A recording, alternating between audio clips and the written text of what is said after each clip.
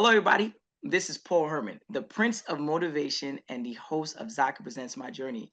We're creating this vulnerable and positive platform where you can get inspired and motivated from different leaders from our community. Today, our guest is Patrice Washington, the founder of the Institute of Redefining Wealth. Patrice, welcome to the show. Thanks for having me. It's a pleasure to have you on. And I'm just gonna give just a small little snippet, right, for the listeners to know. Like, obviously, you wear multiple hats. You're an author, a media personnel, uh, podcasts.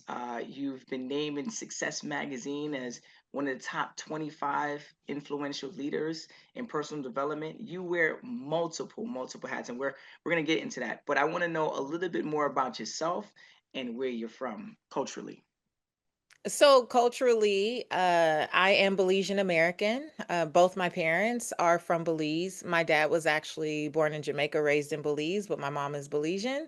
And also her family is Guatemalan, Nicaraguan, and Mexican. So Mm, I have a little bit of all the little, Central American little mixture there. But I was raised in South Central Los Angeles in the 80s and 90s where people would say, "Why does your mom talk like that? Why? What are you guys?" But culturally, that's what I identify with. But I am first generation American. And is this yourself or you have siblings? Oh, you want to get into the interesting part? I mean, Well, 'cause you mentioned a whole bunch of different places right there, so I'm just wondering, yeah. you got any siblings? So, I think like many people, Caribbean people may identify with this. I didn't know why this was the case when I was younger, why everyone had a different last name. Or why people would Yeah. refer to someone as my brother or sister who I'd never seen before. But I do have seven half siblings. I am in the middle, four older and three younger. And I will say, while I didn't grow up with all of my siblings, I didn't grow up, I grew up feeling like an only child. I was essentially raised as an only child. Something that was really important to me once I had my daughter around 26, 27, was this idea of wanting her to know her aunts and her uncles. And I put my siblings on my vision board. And I Okay. remember like I saying, I don't know how this is all going to come together, but I want to make it my business to give us that foundation that we didn't get the luxury of when we were younger. And I can tell you now, 18 years later, my siblings, you would never know that we were not raised together. We moved like Mm, we were raised together. I'm actually getting ready mm, to go to my younger brother's 40th birthday in Tulum, Mexico, because he wouldn't have it any other way. But we were not come raised on. together, so we had to create what we wanted to have with one another, which also ended up teaching my dad something. Leading into the pandemic, you have an 80-year-old man who has seven children where he was not the focal point, anymore, where we just had our own relationship. And I reached out to him and I was like, Dad, you're getting older. I actually reached out to my stepmother. I said, Dad, you're getting older. And the reality is, you have all these kids who don't feel like they know you. We only know what we know of you through other people. And I want to do like a monthly Zoom where you just tell us stories. So in the last Mm, 5 or 6 years, we have learned more about my dad's upbringing, our actual family, our heritage, the yes. traditions, and all those things that all of us from late 30s up until mid 50s had never heard before. Mm, And I mm, am so grateful for the work of personal development that I'm known for. I'm so grateful that that was not just a public thing, but that was a personal journey for me because it has mm, changed the trajectory of my family. mm. I like how you hit it right on the nail right there when you said that it's not just something you do on the outskirts, like it's also on the end. And it started off as a thought process just for your daughter, right? And you're like, but it could go further than that. And then, like you said, like now all of your siblings are moving together, like you guys were already like you live together. That is Yeah. beautiful, right? The world, no one's promised tomorrow, right? But it's important that we hear those stories. that we find ways of kind of coming together as a unit. And the Caribbean culture is very big on that in general. So it's Yeah. uh it's a blessing to hear that story and how you actually, figured it all out in monthly Zooms. Like think about it. We in 2025, you talk about you telling your father, like, you're gonna have to jump on a Zoom to get this going. So it's beautiful that we're using technology to bring the family together Yeah. as well. You know, so when Yeah. you look back at that whole story right there, and that was a lot right there. What do you feel is like the number one lesson you learned growing up that you still apply today? The number one lesson I learned growing up, I have to be honest, it came not from my family. It came from my first grade teacher, Miss Boynton. Okay, Um, come on, shout out. yeah, shout out to Miss Boynton, who's no longer with us physically, but Oh, definitely always with me in spirit.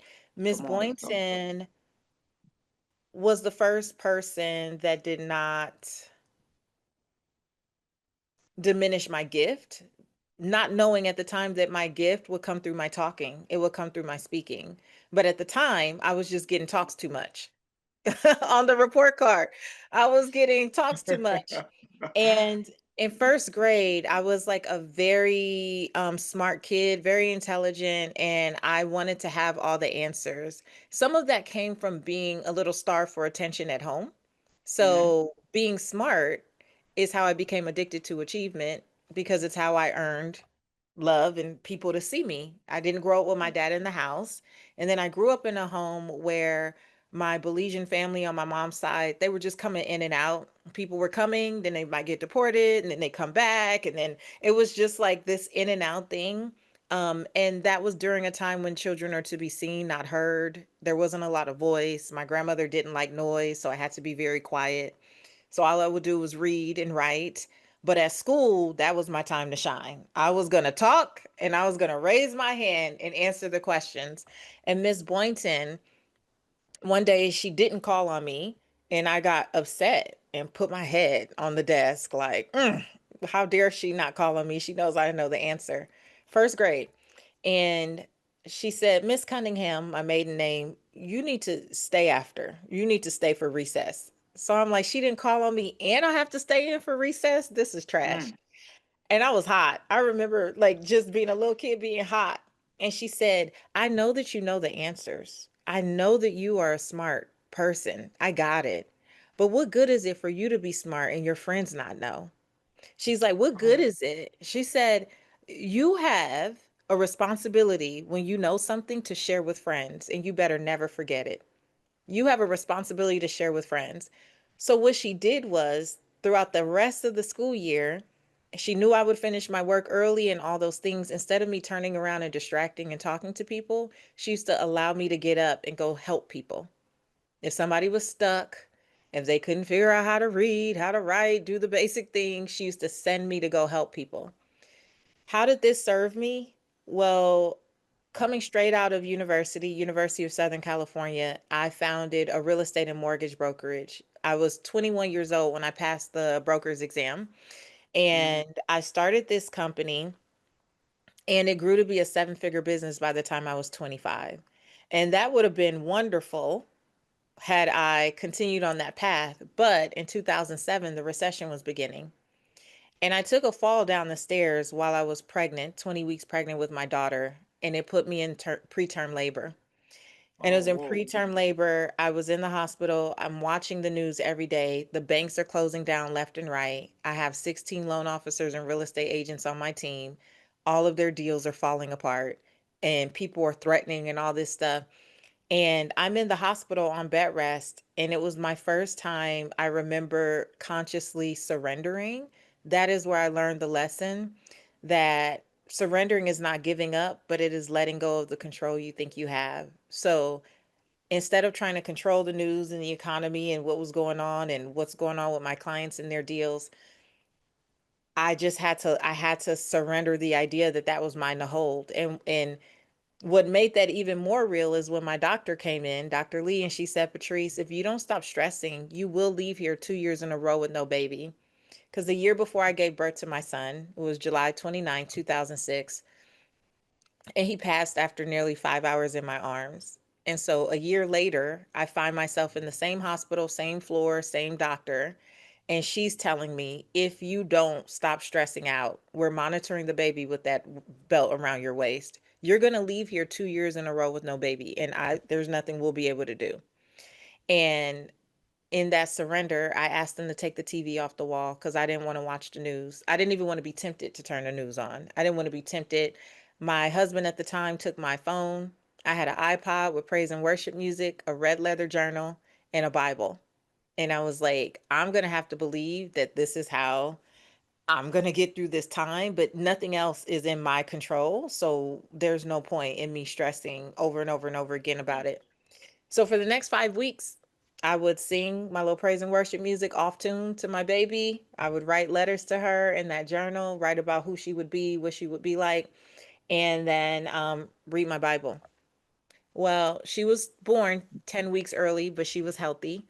She was born at 30 weeks, 3 pounds, 2 ounces. And I was like, I get to leave here with a healthy baby, not realizing that because I had tuned everything out and turned everything off, I was also going to be leaving $400,000 in medical debt, as well as my company. By the time I came out, I was going to have to start laying people off and making all these choices, and everything that could happen happened. So I went from a 7-figure business to a year and a half later, literally scraping up change. I sold all of my possessions, just about everything, on Craigslist, and ended up going from this 6,000 square foot home in Southern California to living in a 600 square foot apartment in a town called Metairie, Louisiana, right outside of New Orleans. Mm. And in that space, now with a year old baby, year and some change old baby, and eviction notices every month. Um, like, we didn't have any deals closing. We moved there because we took the last of our savings thinking we could put it in a property that we owned. Got there and realized the contractor had been stealing all our money. And the pictures they were sending us were not our property. So we Oh had my God. squatters in the property. So we had to go find this apartment to live in. And it was a nightmare. I didn't know anybody there. I'm there just with my husband, my baby, no friends, no family. People didn't know what was Oh, really going on with us. It was a nightmare. March 9th, 2009, Paul. I didn't. You ever been sick and tired of being sick and tired? Have you had that oh, come moment in your on. life yet where you just See, sick and where you're like, I have brought myself as far this as is I it. could take myself. Yeah, Like, yeah. God, I you mean, gotta that's do a lot right something. there. I was when I tell you worn out, the power man came and turned the power off that day while I was in there with my baby. Because we had Oh, got been getting the notices. And I took my baby on my hip and chased this man, chased the power man down this little corridor, got out there to his truck. He took pity on me and said, they're going to come back and turn it off. I said, I'll figure it out by then. But my baby's milk and everything I have is going to spoil. I can't afford to get any more. And that day I went back in. My ex-husband ended up coming and getting the baby and taking her on a walk. And I got in the mirror and I was like, now, God, you got to do something. Like, this is ridiculous. I've tried to be very positive through all of this stuff. I'm so used to being the one that works it out for everybody else. I can make the plan, and but every single thing I tried to do in my own strength failed, like back to back to back. And I'm like, this is very hard for the girl who graduated with honors and passed the broker's exam on the first try. yeah, Like, I'm yeah. used to winning. Successful business. Yeah, yeah. I'm really not used to all of these things that are happening. So I was crying, and then I was yelling at God, and then I was snotting in like ugly cry. And before I knew it, I was in fetal position on the floor. And I heard the Holy Spirit say, "Get your Bible." For me, it felt as clear as day. I know a lot of people don't necessarily have a reference to that, but it's that still small voice. It's kind of that nudge, it's that internal, like, Yeah, yeah, yeah, you just yeah. kind of led in a certain direction. Yep. So I ended up on the scripture, Proverbs 17:16, and it said, what good is money in the hands of a fool if they had no desire to seek wisdom? What good is money in the hands of a fool if they had no desire to seek wisdom? And I was like, well, God, are you trying to call me a fool? Because I'm smart. I've been smart. I've been planning stuff. And You're like, I you gonna started, call me out? yeah, I felt a little attacked. I felt personally attacked, but then I was like, I wonder if there's what does wisdom really mean? So I start looking up. Well, in the definition of wisdom, they use the word knowledge. So I was like, oh, well, I've been using knowledge and wisdom as the same thing. It can't be the same thing if it's referencing that word, right? True. And so I started looking it up. I was like, oh, knowledge is information and education, but wisdom is knowing how to apply it. It is the application of knowledge, how to apply it, when to apply it, where to apply it, with whom. It was the first time I was like, oh, this is why I've been suffering like this because I just thought I was smart. And so I only was Mm, leaning on my own strength to figure everything out. I was depending on I'm smart. I figure it out. I don't ask for help. yeah. I don't really surrender. I don't, I'm like, no. So all these revelations start coming. Like all of these revelations start coming, these little downloads. And then I look up wealth. What's the real definition of wealth? The condition of well being. Well, how come we always talk about it like it's money and material possessions? I had never heard that the real definition of wealth was well being, that it was not money and material possessions until I read it in that dictionary that day. So, what's the third thought? You should share people. Why? Because Ms. Boynton said, when you know something, you have a Mm, responsibility to share it with that's right. Share friends. with your friends. A week before, I had just learned about the term blogging. I was in a Starbucks, not getting no coffee because that was too expensive. I was getting water. I was on a walk with my daughter in Metairie, Louisiana, and we stopped, and these women were in there, all had their computers, their laptops, and their babies. And I was like, what? One of them came by where I was standing. I was like, what are you guys, like a mommy group? And she said, oh, we're bloggers. And this is 2009. I was like, what is a blogger? I've never heard of such a term. I owned a brick and mortar company. I had never heard of all these online things. She's like, oh, and she told me what it was and told me about hers. And I remember going home and looking it up, and I was like, why would anyone want to do that? I didn't have a frame of reference. I was like, why would somebody want to do that? But you know how amazing God is? It was just planting the seed of what would Yeah, come. that right. That right. Because when I got up off the bathroom floor and I was like, well, I should tell people, the first thing my spirit said, use the blog. You don't have to talk about babies if that's not your thing. Talk about money, talk about business. Those are the things that you like. And the little devil on my shoulder said, who are you to talk about any of that when you broke and you just have That's to chase the yeah. power man down? Mm-hmm. And then that When you other have to get water voice, from Starbucks. when you have to get water from Starbucks, you just in there smelling coffee, can't drink none. And that other We that voice call called, window shopping on coffee. window shopping on coffee, but that other voice said, you lost all your money, your mind isn't bad. You still know Mm, what you know. that's So right. They can't take that away. what did Ms. Boynton tell you? When you know something, you have a responsibility to share with friends. That was March 9th, 2009, when I was on the bathroom floor having all of this revelation. And ever since that time, about a week later, less than that, I started the blog. It's still up to this day, ugly, scrappy. It's when I tell you it's ghetto, it's so ghetto. But you know what? It'll be up till the end of time because I Come like for on. my clients to see where I You started started. That is because you correct. have to start somewhere. And number two, I literally do not have the password to whatever AOL, Yahoo account, wherever it was linked to. So it's gonna be up forever. Uh, okay. But Paul, because Miss Boynton said that to me, as a child in first grade, it led me to starting that blog, which led me to writing for other magazines, other websites, and then writing for magazines, and then doing radio, and then 4 years on the Steve Harvey Morning Show, and then being a regular on Dr. Oz, being featured in a spread in New York Post and Cosmopolitan and Essence Magazine, writing 5 books, having my own podcast with 20 million downloads, having a community of people from all over the world. So when you ask me what's the Yeah, best yeah, thing I yeah. got from childhood, it came from being in that class and Ms. Boynton teaching me that one, my voice did matter.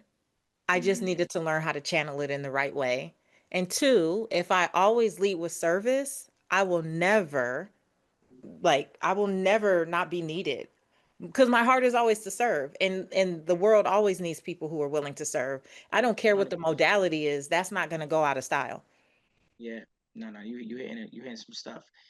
First and foremost, like you're, in a lot of the thought leaders that have come on the show, one of the biggest things that we talked about is like not having a voice, right? The fact that you were able to tap into that in you said first grade.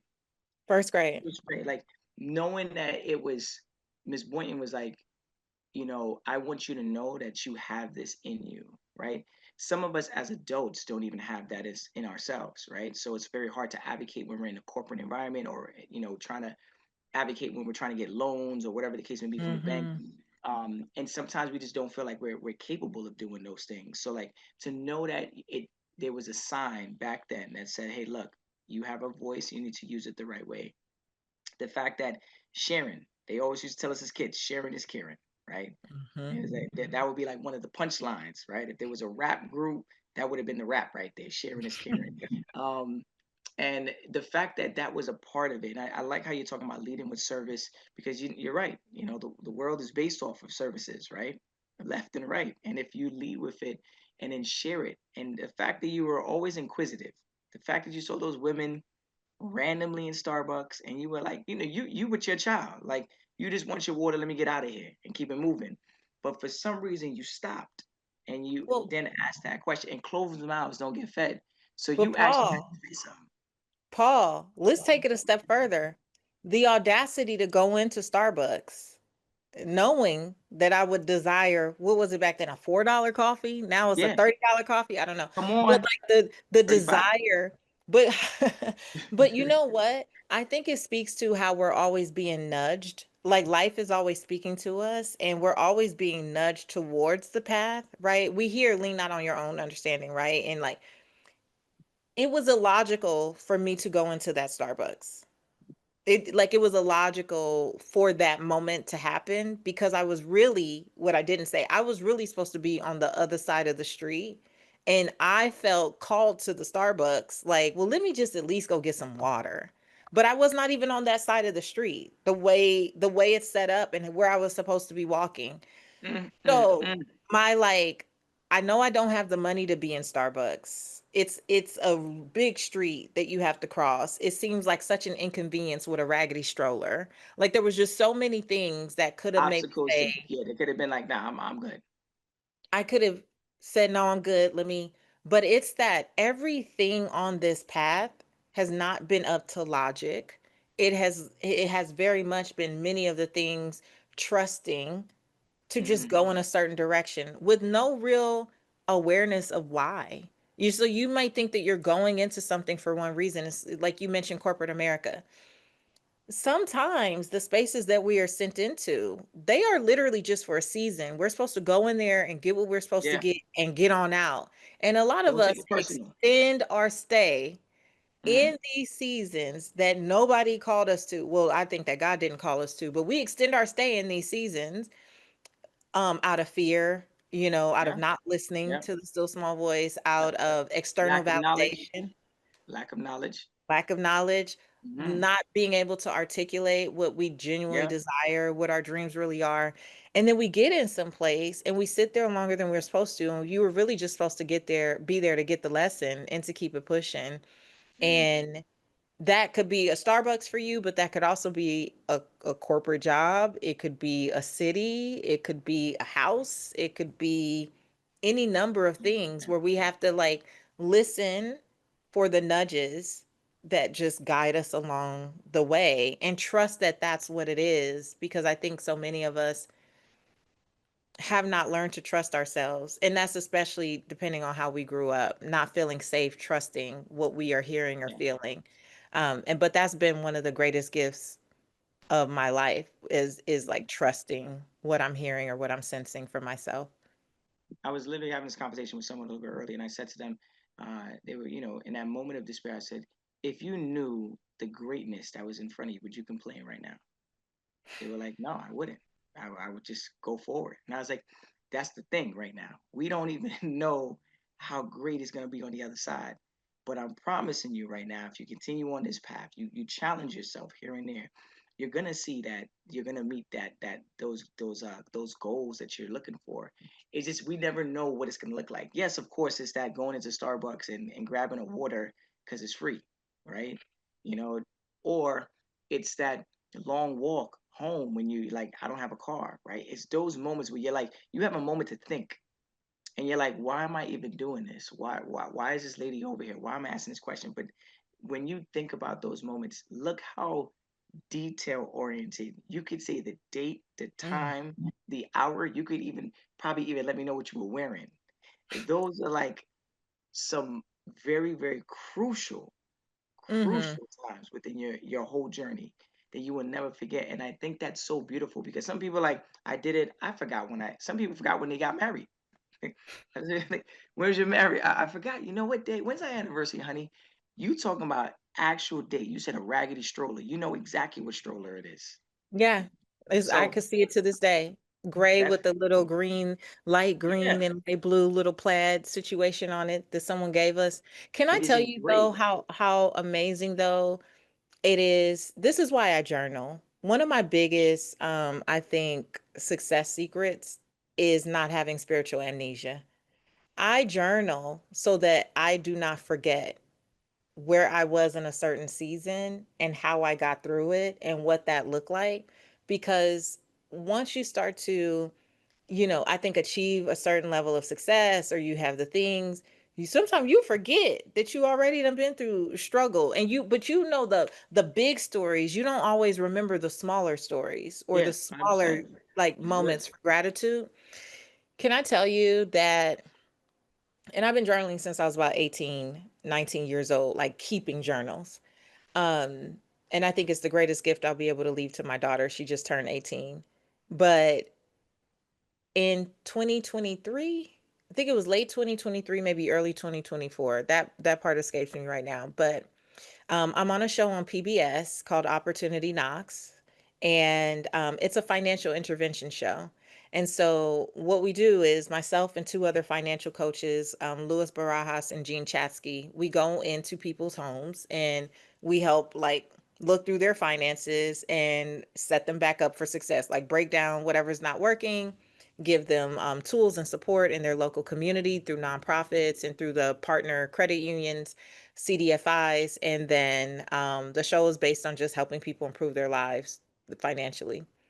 So, second season of the show, uh, they assigned me to a young woman in Louisiana. Now, usually I just get picked up, they kind of give me a little bit, but they don't tell me too much. They don't want us to look the person up. They want everything they film to be genuine and authentic, Yeah, right? authentic. Yeah. So I'm in the car. So I land, I go to the hotel next day. I'm in the car and they're driving me to her home, which is the set. And they're driving and I'm like, what street is this? What is this area called? Paul, I'm about 8 minutes away from where I lived when I Hmm. was in Metairie, Hmm. Louisiana, but she lives in I was gonna say it's got to be a connection right there. the lady. I'm telling the woman who was my driver the story. And I said, when I'm done filming today, can you Could take you me to drive? go find Yes. the place? I could not remember for the life of me how to just get there on my own, like, because it's been so many years. It's like 17 years ago. So, or at the time, like 16 years ago. So I'm like, all I know is there's a Target. And if we go to the Target, I know I know how how to get because I that used right. to have to walk back. Well, that's right. It's got I to be had something to like that. walk back. Do you know we went, boom, hit it, saw the mall where the Starbucks was, where I met Come the ladies on, who told me that went back, they didn't painted the place that I lived in, but I literally took a video of the corridor where I ran down the whole and way. chased that man to get Mm-hmm. him to turn the lights back on. Come Like on. to be in that space and to be able to go back and As a better be version of yourself. as someone who was getting eviction notices, who had a beat up yellow van that only worked sometimes with some of the floor missing, we used to put my baby in her car seat and then just hold her because the floor was like rotted out. No car insurance. Woo! Oh, like in this 600 square foot apartment that seemed like sketchy and all the things. And then I go back as an award winning media personality, nationally recognized to the same neighborhood. Like I couldn't even ask for a greater gift, like the gift of that, because I had spoken at Essence Fest before. I had been to New Orleans a couple times, but nothing ever took me to that side of town or to that area. I never even Mhm. tried to go back and see it. But there's something about going back and remembering how far you've really come. And I journal, but also being able to go back. I think that that gives you a next level sense of gratitude so that when you start to complain and murmur and whine, and like you said, like, would you complain if you knew what was on the other side? You would have never did. You That wouldn't. you And you when are you so look at it, you'll be like, ah, let me go ahead and shut up. Cause I, come you on. know. I got a couple more years. I'll be all right. I'm good. The I must give you a lot of credit right now because some people just don't go back, right? Some people say I'm better than that now. I'm Mm, over that. That was a season in my life. But that season was the season that made you the person that you are today, right? If you didn't go through that season and feel what you felt, be vulnerable, go through those hardships, the smiles, the letdowns, the having your baby there in the seat, those days made you the individual that you are. Some people, once they get to a certain place, they say, look, I don't got to go back. I'm done. I don't never got to see that place again. The fact that you said, you're working a job, getting paid to work a job, you're saying to the driver, do me a favor. At the end of this, take me here. You could have mm-hmm, easily went back to your hotel room, room service and everything, sat in a pool, mm-hmm. jacuzzi, chill. You would have been good, But you're like, no, No. before I go to my hotel, I need to go here. The fact that you even documented, the fact you put in your journal, and like you said, one of the biggest gifts you could give to your daughter is that information, right? You said about your father earlier that now you guys are on Zoom. You'll be able to walk these stories through with your daughter the minute it happens. There's not going to be a Zoom 6 years later saying, hey, baby, let me tell you about what actually happened. So kudos to you and the movement. Your stories are definitely empowering, inspiring, and you say it with so much joy now. Right? I can imagine what it felt Oh like back yeah. then. But you're like, you know what? I walked down the hallway, I stopped, and there's so much animation behind it, and it lets the person know, whether myself or the listeners on the other side, there is light at the end of the tunnel. And one day Yeah. you'll look back at this moment and smile. One day you look back and say, yo, I did it. I did it. And And that's why we have to record things, because if you don't have anything to look back and reference, you will get stuck in the dissatisfaction of today without understanding that Dr. Benjamin Hardy and Dan Sullivan, um, I love Benjamin Hardy. He talks about the gap in the gain. And he talks about how many of us, when we have a vision, we are constantly measuring ourselves on how far we still are from the vision, from what we, our dream, our goal, whatever it is. But that is looking at life through the gap. When you actually are someone who does look back, give yourself these, not that you're always looking back and just stuck on the past, because that doesn't serve you, but your ability to look back and be like, you know what, I may not be where I want to be, but man, I am so far from where I started. That's the gain. The yeah, distance between where you came from and where you are that's a now is lot. the gain. You You definitely cannot get just the judge your gains. life by the gap, or you'll never be satisfied. It'll always be when this thing happens, when, okay, when that happens. You know, people are always chasing after the win. Okay, well, when this thing happens, then I'll be happy. Okay, well, when this thing comes through, then I'll be fine. Okay, well, when this comes through, then I'll get something together. N- Mhm. that you'll never be happy. This life is to be enjoyed. This life 100%. is I just want to know, as a child, like what was like your dream career?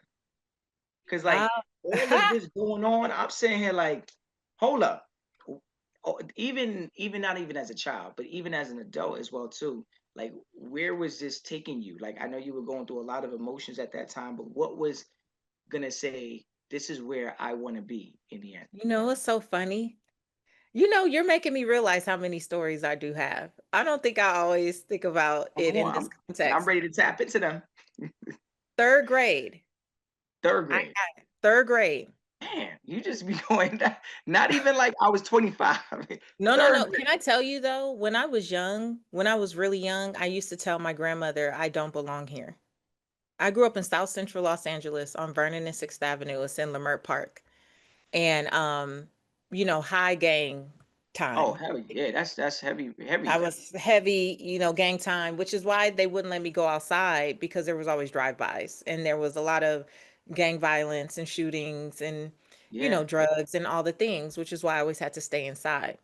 But third grade, I remember at school, my dad came to my spelling bee.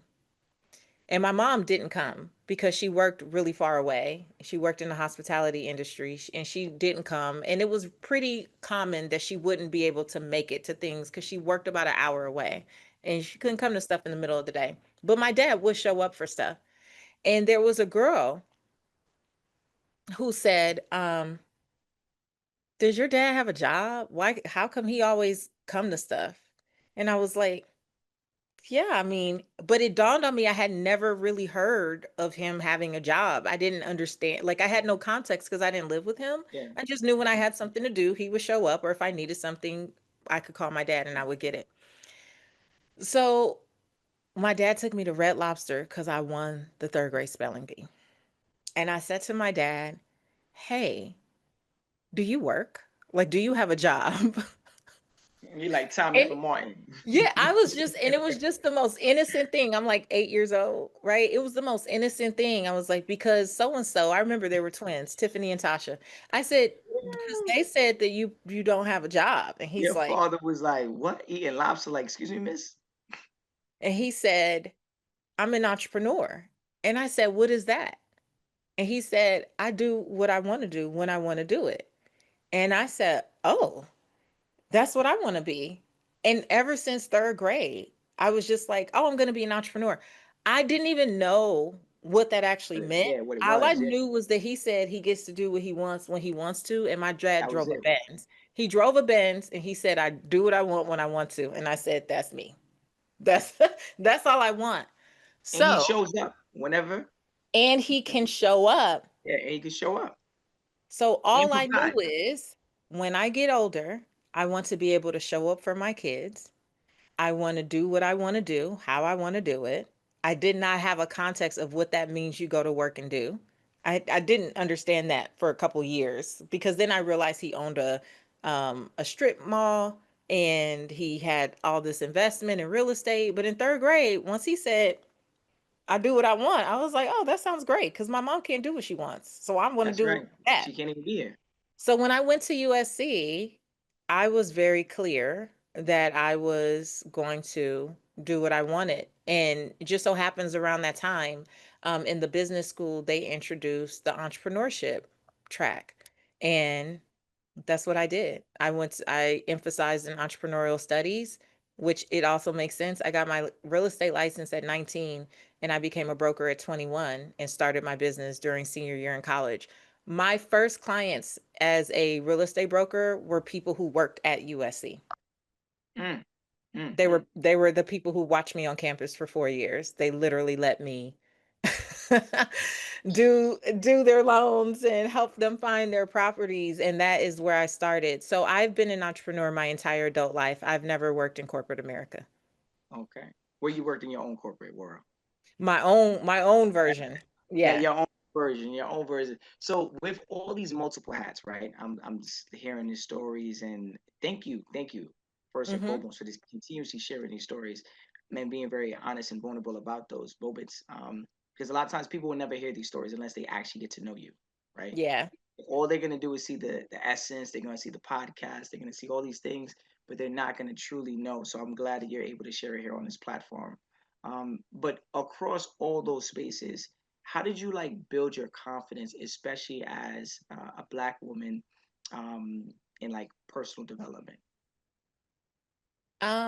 I believe that my confidence has been built through seeing how what I say impacts people. I don't feel like my confidence genuinely was built just because I thought I was so great. Because the flip side of being Caribbean American, Central American, is that you're not really affirmed by your family. I know many people who also have felt like me, which is, your parents expect you if you're graced to go to school, like to go to school, get good grades, and do what the path is that they think is the American way.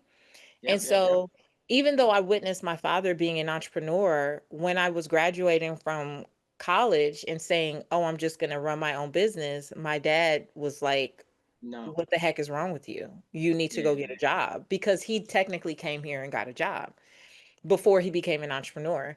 And he was not happy about me not going to business school or going to apply for jobs. Um, so they were not necessarily that supportive. And it wasn't until they could tell, obviously, that I was buying property and doing all this stuff that it was like, oh, she is doing the thing.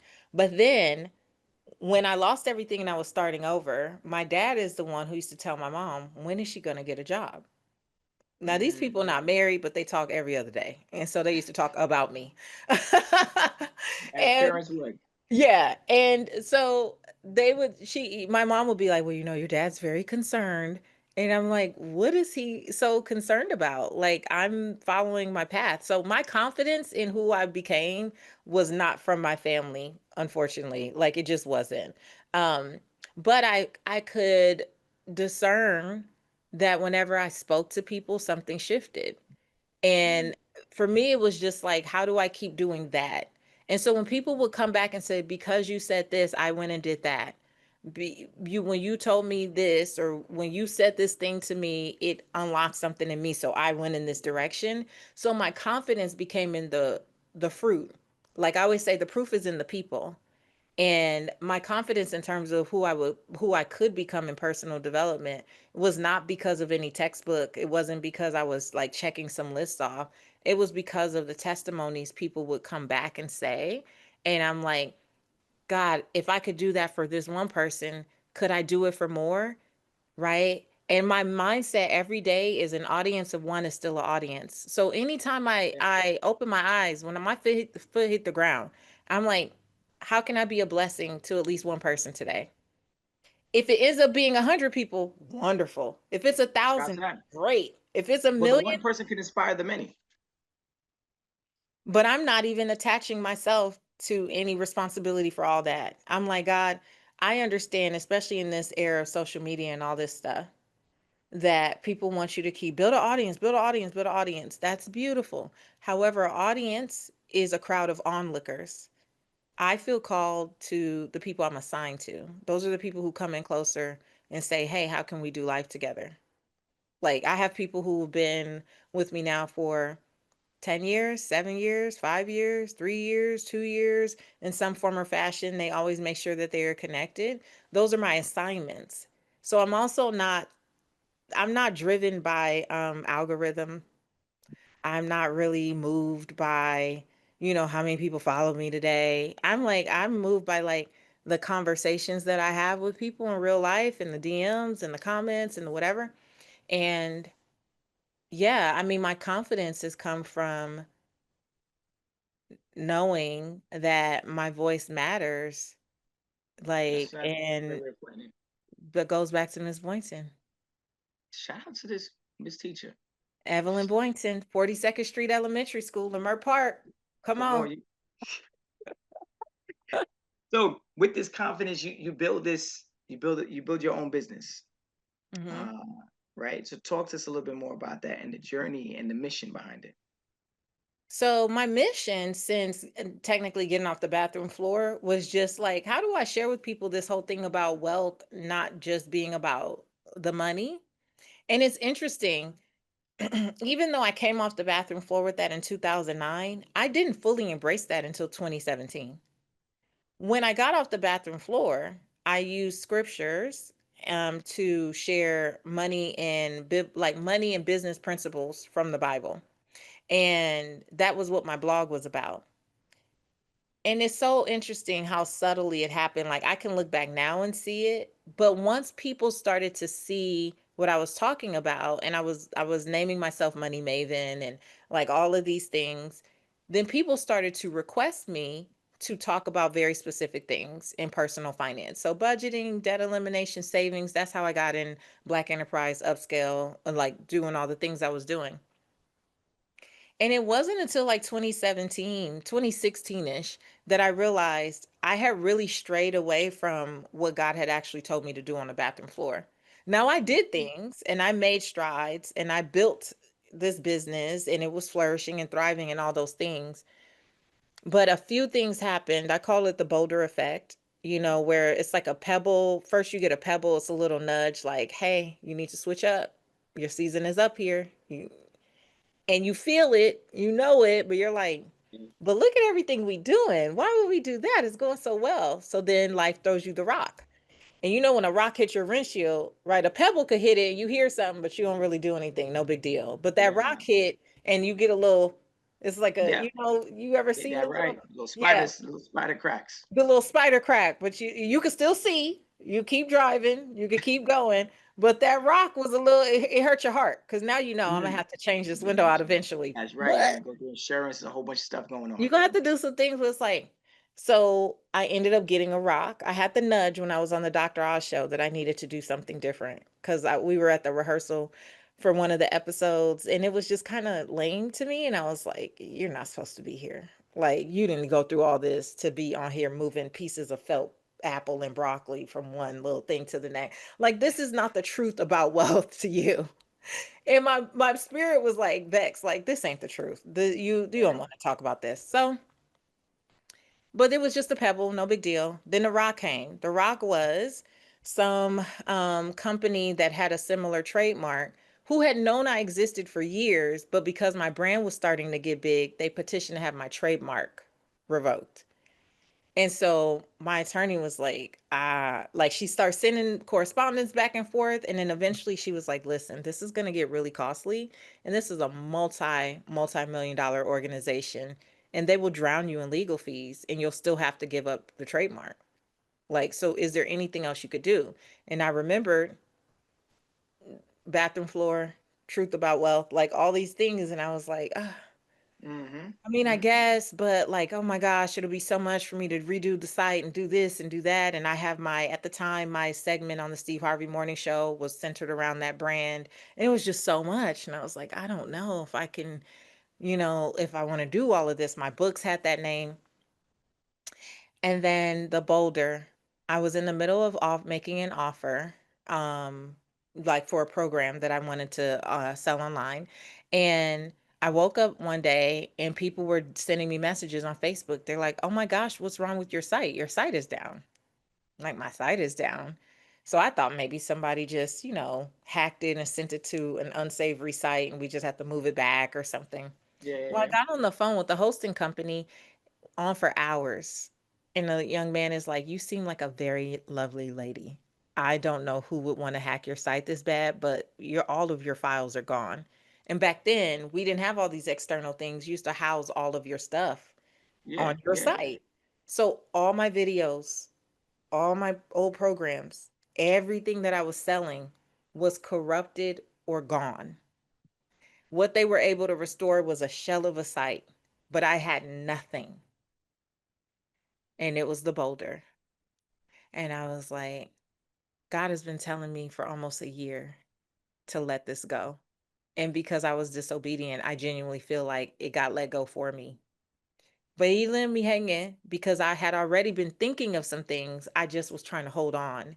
That surrender that I talk about when I was in the hospital when my daughter was about to be born, I have forgotten the power of surrender.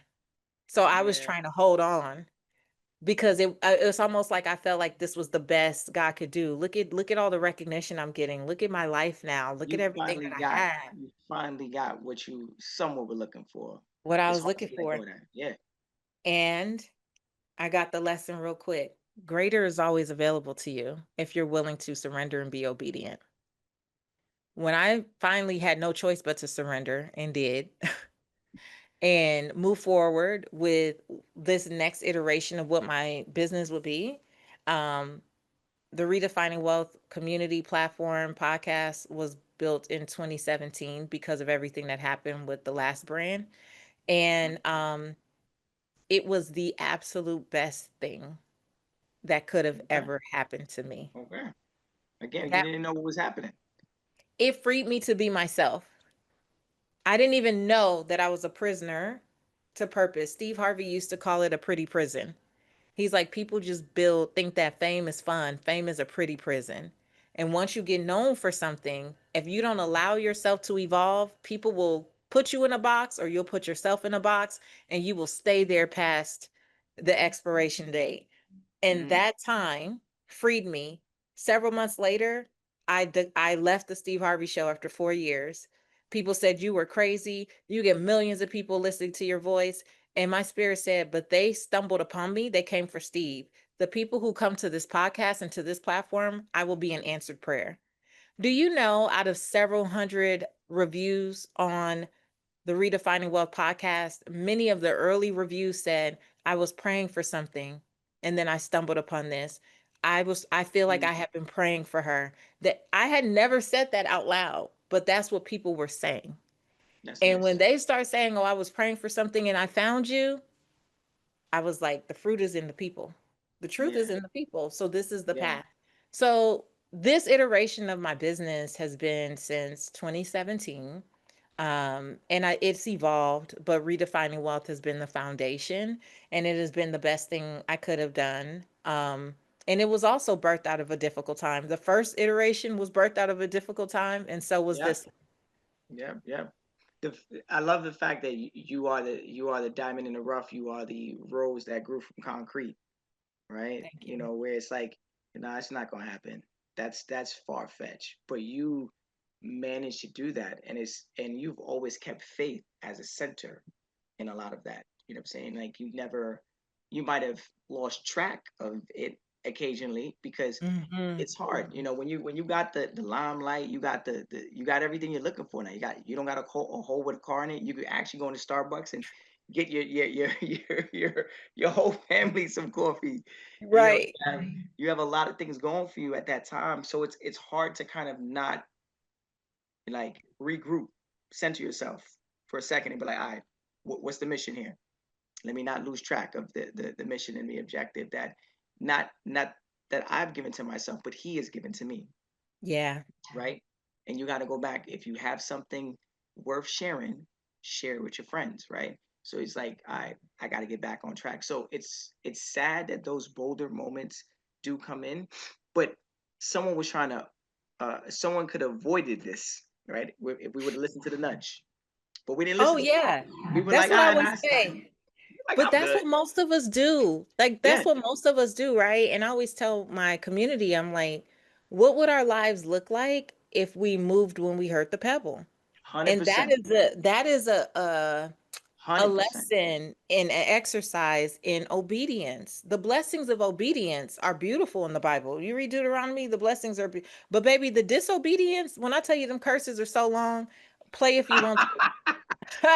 Play if you want to. Okay. The curses are Talk about long. the plague now. You talk about a plague. Your So whole it's like family curse. play Damn. if you want to, but the really when you just look at it in terms of the number of pages of when they're explaining the blessing of obedience versus the curse of disobedience, it's just like I remember in 2018 my word of the year, my theme was obedience. And how it occurred to me in like prayer meditation was, what would my life look like if every time God said moved, I just moved? I didn't talk back.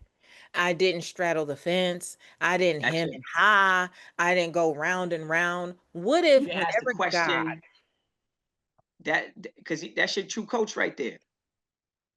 If that's they know better than you, you know what I'm saying? He knows better than you. So I mean, so it's like it's very, very hard to, and when you look around your peers too, they're not doing it. So you're like, well, he's Mhm. not doing it, she's not doing it, so why should I do it, right? But again, everyone's journey is different, and the journey is Yeah. beautiful, right? If we allow it to be beautiful, you talk about a lot of abundance, you talk about possibility. You know, Mhm. what would you recommend as advice? Like I'm thinking about some of these individuals, the listeners that do chime in here on Zaka. They might be in they might be stuck. You know, obviously with a scarcity mindset.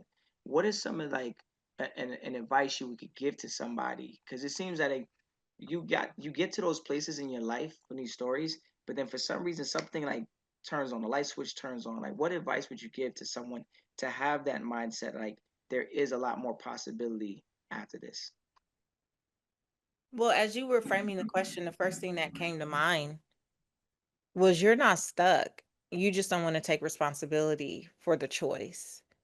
And I think that that is so important for us to discern, because many of us will hide behind our faith saying, well, I'm just waiting on God, I'm waiting on God, I'm waiting on God, or I'm waiting on this, or I'm looking for this confirmation. We're looking for two doves and a rainbow to spell our name Two in the doves. sky Okay. to before we do anything. And the thing is, you're not stuck. Whenever you look at life or your next step from a place of obligation, you will always suffer. The thing is, we always have choice. So I don't look at things through obligation, oh I have to or I should. I look at it from, what do I want, which is option, which is choice. And so whenever people are feeling stuck, it's because they are in this space of being conflicted and misaligned with what they genuinely want and what they think they should do. And they're Mm, looking for someone else to come in and give them the permission to move forward. But if God already gave you a nudge, the pebble, the rock, you're not looking for a coach or anybody else to come in and actually tell you what to do. When people come to me, I'm looking for clarity, I'm looking for clarity. You're very clear. You just don't want the consequences of what that choice is, because you've been taught that other people have to agree. You've mm, been taught that it has to make sense to other people. When the reality is, faith is completely illogical. The faith that we choose to have does not make sense on paper.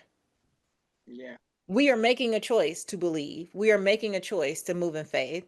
And the reality is, when you feel like you don't have choice, you stand still, you say, I'm stuck, and then you act confused. No, you already have a next step, but you don't want to be responsible for the outcome, because what if it doesn't look right? What if I fail? What if it's not received well? What if it doesn't go well? Insert any of the things we what if about. The thing is, we stop at the what if and we don't give ourselves permission to see the what is. Because even if you fail at something in your mind, what lessons and what else did you pick up along the path that is actually not a failure? It was a part of the journey towards what you say you want. Everything that has been a hit for me didn't go off without a hitch. Just because it became a hit doesn't mean that it went off without a hitch. So even Sure. in the interim, how many people have I had to let go? How many times have I had to hire and fire people? How many times have people tried to steal money from me? How many times? Like, now, those are that's the truth. And yet, I still got to keep moving forward. I still have to trust. I still have to believe. I still have to move forward towards the vision. Why? Because if I believe that God gave me the vision, why would I not expect the provision to be there? Now, maybe I won't meet the proper provision until I go through one of these experiences, because I don't know when a team member is great unless I've experienced a bad one. I don't Yeah. know when a service is like right unless I've had a service that was trash, right? Like, some of those things we learn in the doing. Good point. Clarity comes in the doing. And so I always tell my clients, clarity comes in the doing. So if you feel stuck right now, take a step Mm, with no attachment to what has to be on the other side. Take the next best step that occurs to you. Why? Because that's you learning to exercise your trust in your own intuition and your God given like guidance. You can't trust God's GPS, that guidance, if you're always waiting for somebody else to come in and affirm it for you. How do yeah. you know that you can listen to God for yourself? That is a Mm. muscle that we build. That doesn't That's a just skill set. happen. Yeah, it's a skill set. It's a skill set. Yeah, it's a skill set that is not easily obtained. You have to actually go through a lot of um, experiences to really like strengthen it, so that Hmm. you get to a place like right now. If something came to you as an intuition, you're like, I'm good. I'm gonna make it happen because you've been through it so many times before, and you're like, you know what? I know there's a message from you above. You're sending something to me, so I'm gonna run through it. So when you look at it now, like you've done so much in your career, you have so much ahead of you, and Yeah. I can just tell from just these conversations. I know there's a lot of things you probably couldn't even share in this conversation of all the things that are going to be coming up. But like, what is this legacy that you're trying to leave behind? I know you said to your daughter you want to obviously leave those journals and stuff, but like Hmm. to the world, like what is it that the main message, especially for those individuals in those underrepresented communities, first and second generation immigrants? I think in particular for first and second generation immigrants, I want to leave behind that we don't have to define our success based on how this society has packaged it for us. Like, I want us to know that we can redefine wealth, and that is our well-being, how we want to be well in this world, how we can be genuine about who we are, how we can show up with our full voice and our full lips and our hair and our like we could show up as ourselves and not have to continue to believe that in order to be successful we have to conform. Yeah. um not in or out of the workplace, because many of us don't practice conformity just in these spaces. We do it in our own lives, even with ourselves, and we don't even recognize it. Mm, So it is that when we operate from authenticity, because God doesn't need us to be a clone of anybody else out here, and get in alignment with what we genuinely desire, then we can experience heaven here on earth. We can experience our version of heaven on earth, and I believe most of that is a mindset and an experience that we determine. And that's what I want to free people to believe that that is possible for them. Not that that is a Patrice Washington thing, or that that is only available to certain people who come from certain places that look a certain way.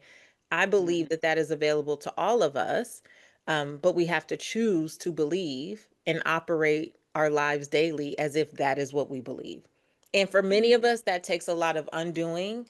untying, unlearning, stripping away even things that our well-meaning parents and grandparents taught us. That is, I was gonna say, you got that exactly where it probably come from. It's rooted in there.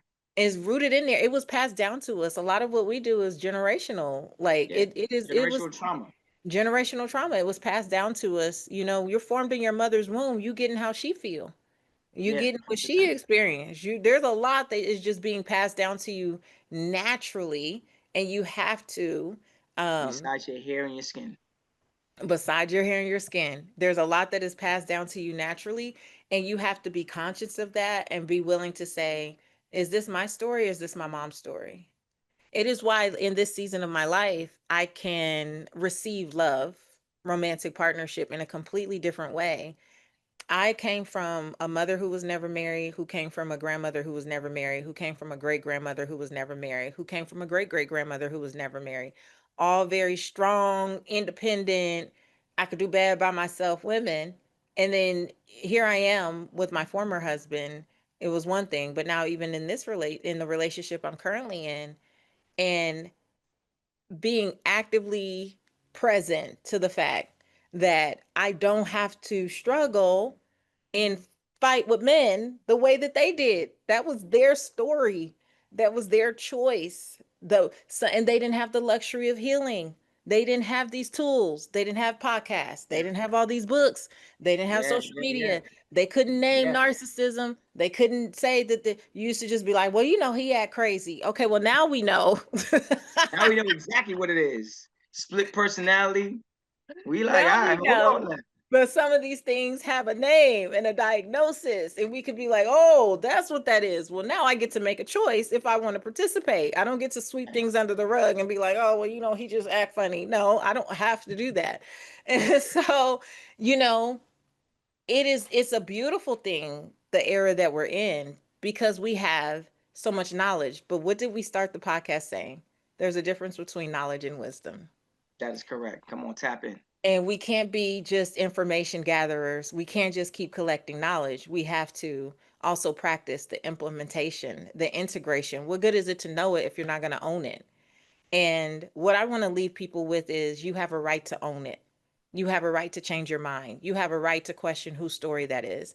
You have a right to interrogate your life and find whatever is frustrating you, take inventory. You have a right to redefine some things for yourself. And there's not a soul, including our moms and our dads and our grandmas and everybody that we love, who can tell us that we just have to go with status quo. No, we don't. Mhm. Yeah. No, no, And that's what I want to leave behind. No, you don't.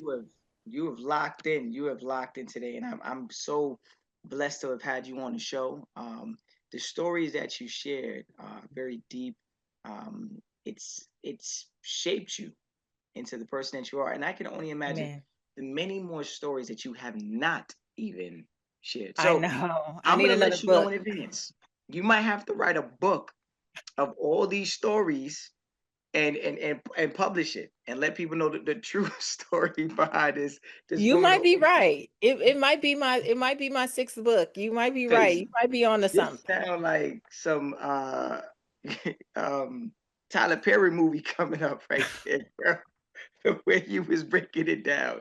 Oh my gosh. I said, hold up. That sounds like a whole movie right there. Right there. And But you're right, I got more. congratulations again on so much. And thank you again for just being present. And I want to let the listeners know if you want to hear more inspirational stories like Patrice, please check us out on ZakaConnect.com. Follow us on our social at Zaka Connect and follow our feed Zaka wherever you listen to your podcasts.